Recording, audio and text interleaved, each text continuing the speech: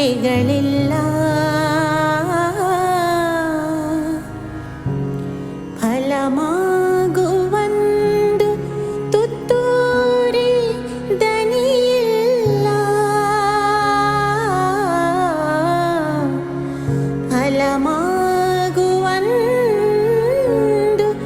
ತುತ್ತೂರಿ ದನಿಯಿಲ್ಲ. ಬೆಳಕೀವ ಸೂರ್ಯ ಚಂದ್ರರದೊಂದು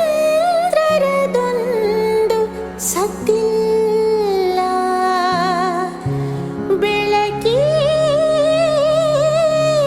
ಸೂರ್ಯ ಚಂದ್ರರದೊಂದು ಸದ್ದಿಲ್ಲ. ಹೊಲಿ ನಿನ್ನ ತುಟಿಗಳನ್ನು ಮಂಕುತಿಮ್ಮ,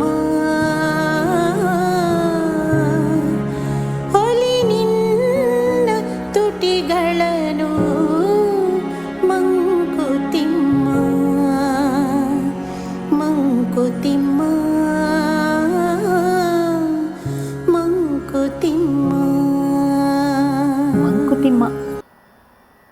ಮಂಕುತಿಮ್ಮ ಅಂತ ನಾವು ಸಾಮಾನ್ಯವಾಗಿ ಯಾರನ್ನು ಕರಿತೀವಿ ಹೇಳಿ, ಅಥವಾ ಯಾವಾಗ ಆ ಪದವನ್ನು ಬಳಸ್ತೀವಿ ಹೇಳಿ? ಸ್ವಲ್ಪ ಪೆದ್ದಾಗಿ ಆಡುವಂಥವ್ರನ್ನ, ಯಾವುದೇ ಕೆಲಸವನ್ನು ಸರಿಯಾಗಿ ಮಾಡದೇ ಇರೋವಂಥವ್ರನ್ನ, ಹೆಚ್ಚು ಅರ್ಥ ಮಾಡ್ಕೊಳ್ಳದೆ ಏನೇನೋ ತಪ್ಪಾಗಿ ಮಾಡೋವಂಥವ್ರನ್ನೆಲ್ಲ ನಾವು ಮಂಕುತಿಮ್ಮ ಅಂತ ಹೇಳಿಬಿಡ್ತೀವಿ.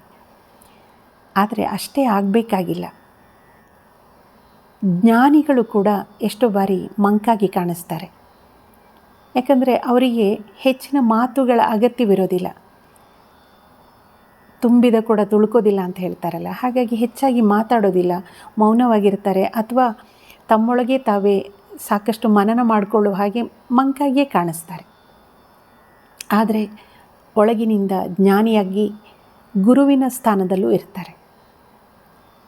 ಇನ್ನು ತಿಮ್ಮ ಅಂದಾಗ ತಿರುಪತಿ ತಿಮ್ಮಪ್ಪನ ನೆನಪಾಗುತ್ತೆ. ಹಲವು ಕ್ಷೇತ್ರಗಳಲ್ಲಿ ಸಾಧನೆ ಮಾಡಿರುವಂತಹ ಮಹನೀಯರುಗಳ ಹೆಸರುಗಳು ಕೂಡ ತಿಮ್ಮ ಎಂದೇ ಶುರುವಾಗೋದು ನಮಗೆ ಗೊತ್ತು. ಮಂಕುತಿಮ್ಮ ಸರಿ. ಕಗ್ಗ ಅಂದಾಗ ಮತ್ತೆ ನಮಗೆ ನೆನಪಾಗೋದು ಒಂದು ಪ್ರಯೋಜನಕ್ಕೆ ಬಾರದೇ ಇರುವಂಥ ಒಂದು ಕೆಲಸ, ಅಥವಾ ಸಮಯವನ್ನು ಕಳೆಯೋದಕ್ಕೋಸ್ಕರ ಮಾಡಿರುವಂಥ ಏನೋ ಒಂದು ಕೆಲಸಕ್ಕೆ ಕಗ್ಗ ಅಂತ ಹೇಳಿಬಿಡ್ಬೋದು. ಆದರೆ ಮಂಕುತಿಮ್ಮನ ಕಗ್ಗ ಅಂದಾಗ ಯಾರು ನೆನಪಾಗುತ್ತೆ ಹೇಳಿ? DVG, ದೇವನಹಳ್ಳಿ ವೆಂಕಟರಮಣಯ್ಯ ಗುಂಡಪ್ಪ. DVG ಅವರು ಬರೆದಿದ್ದು ಮಂಕುತಿಮ್ಮನ ಕಗ್ಗ. ಕನ್ನಡದ ಭಗವದ್ಗೀತೆ ಅಂತಲೇ ಕರೆಸ್ಕೊಳ್ಳುತ್ತೆ. ಯಾಕಂದರೆ ಅದರೊಳಗಿರುವಂತಹ ದಾರ್ಶನಿಕತೆ, ಜೀವನ ಸಿದ್ಧಾಂತಗಳು, DVG ಅವರು ತಮ್ಮ ಅಪಾರವಾದ ಜೀವನ ಅನುಭವ ಸಾರಾಮೃತವನ್ನೇ ಜನರಿಗೆ ಕೊಡುಗೆಯಾಗಿ ನೀಡಿದ್ದಾರೆ. ಮಂಕುತಿಮ್ಮನ ಕಗ್ಗ ನಾವು ಹೆಚ್ಚು ಮನನ ಮಾಡಿಕೊಂಡಷ್ಟು ನಮಗೆ ನಮ್ಮ ನೂರಾರು ಪ್ರಶ್ನೆಗಳಿಗೆ ಉತ್ತರವಾಗಿ ಒದಗಿ ಒಂದು ರೀತಿಯ ಸಾಂತ್ವನವನ್ನು, ಮಾನಸಿಕ ನೆಮ್ಮದಿ, ಸಮಾಧಾನವನ್ನು ಕೊಡುತ್ತೆ. ಇದು ನಮಗೆ ಕ್ರಮೇಣ ಇದರ ಬಗ್ಗೆ ನಾವು ಹೆಚ್ಚು ಮನನ ಮಾಡಿಕೊಂಡು ಹೋದ ಹಾಗೆ ಅದರ ಅನುಭವ ಆಗುತ್ತೆ. ಒಟ್ಟಾರೆ ಮಂಕುತಿಮ್ಮನ ಕಗ್ಗದಲ್ಲಿ 945 ಕಗ್ಗಗಳಿವೆ. ಇಂದು ನಾವು ಒಂದು ಕಗ್ಗ 661ನೇ ಕಗ್ಗದ ಬಗ್ಗೆ ತಿಳ್ಕೊಳ್ಳೋಣ.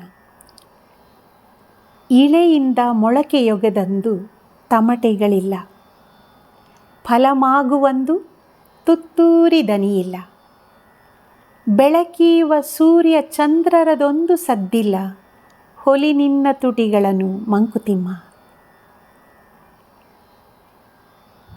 ಇಳೆಯಿಂದ ಮೊಳಕೆಯೊಗೆದಂದು ತಮಟೆಗಳಿಲ್ಲ. ಹೌದಲ್ವೇ? ಇಳೆಯಲ್ಲಿ ಅಂದರೆ ಈ ಭೂಮಿಯಲ್ಲಿ ಮಳೆಗಾಲದಲ್ಲಿರಲಿ, ನೀರು ಹಾಕಿದಾಗ ಮೊಳಕೆ ಒಡೆಯುತ್ತೆ. ಬೀಜಗಳು ಮೊಳಕೆ ಒಡೆಯುವಂಥ ಸಂದರ್ಭದಲ್ಲಿ ಯಾರಾದರೂ ತಮಟೆ ನುಡಿಸ್ತಾರ? ಇಲ್ಲಿ ಬಂದು ನೋಡಿ ಬನ್ನಿ, ಮೊಳಕೆ ಒಡಿತಾ ಇದೆ, ಮೊಳಕೆ ಒಂದು ಬರ್ತಾ ಇದೆ ಅಂತ ತಮಟೆ ಹೊಡೆದು ಯಾರಾದರೂ ಡಂಗುರ ಸಾರ್ತಾರ? ಇಲ್ಲ. ಅದೇ ರೀತಿ ಒಂದು ಫಲ ಮಾಗಿ, ತನ್ನಿಂದ ತಾನೇ ಮಾಗಿ ಹಣ್ಣಾಗೋ ಹೊತ್ತಿನಲ್ಲಿ, ಪಕ್ವವಾಗೋ ಹೊತ್ತಿನಲ್ಲಿ ಯಾರೂ ತುತ್ತೂರಿ ಊದೋದಿಲ್ಲ. ಅಷ್ಟೇಕೆ ಅಷ್ಟು ದೊಡ್ಡ ಸೂರ್ಯಚಂದ್ರರು ತಾವಾಗಿ ಇಡೀ ಲೋಕಕ್ಕೆ ಬೆಳಕು ಕೊಡುವಂತಹ ಒಂದು ಮಹೋನ್ನತ ಕಾರ್ಯವನ್ನು ಸದ್ದಿಲ್ಲದೆ ಮಾಡ್ತಾರೆ. ಯಾವುದೇ ಸದ್ದಿಲ್ಲ.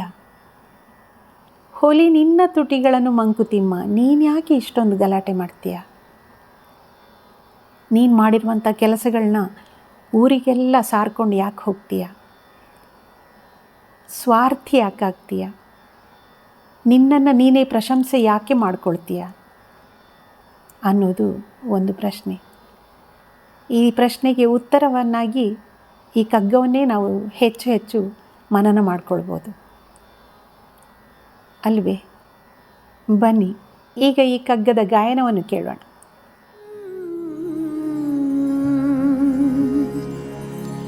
ಇಳೆಯಿಂದ ಮೊಳಕೆಯೊಗೆದಂದು ತಮಟೆಗಳಿಲ್ಲ,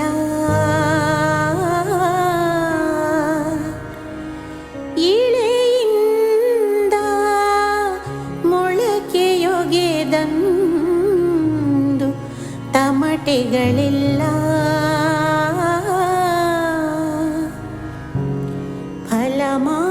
ಫಲಮಾಗುವಂದು ತುತ್ತೂರಿ ದನಿಯಿಲ್ಲ,